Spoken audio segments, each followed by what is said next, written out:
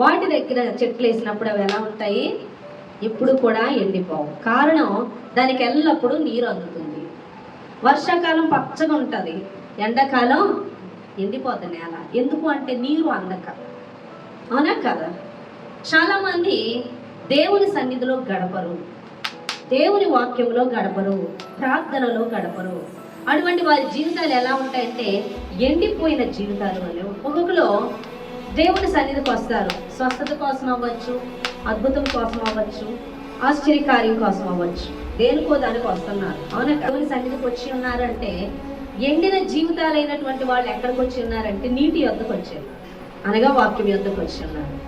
నీరు అంతగానే, అవును కదా, మొక్కలు ఎండిపోతున్నాయి అబ్బా, నీళ్ళు వేయగానే మళ్ళీ పచ్చదనం అందుకుంటారు. అలాగే ఎండిన తమ జీవితాలు కలిగిన వారు ఎక్కడికి వస్తున్నారు? నీటి యొద్దకు వస్తున్నారు. వచ్చినప్పుడు ఏమవుతుంది? పచ్చదనం వస్తుంది, వారి సమస్య తీరుతుంది. తీరేక మళ్ళీ ఏం చేస్తారు? మళ్ళీ నీటి యొద్ద ఉంటారా? ఉండరు. నీటికి దూరంగా పోతారు, సన్నిధిలో ఉండరు, వాక్యములో ఉండరు, ప్రార్థనలో ఉండరు. కాబట్టి మరలా వాళ్ళ జీవితాలు ఎండని జీవితాలుగా మారిపోతాయి.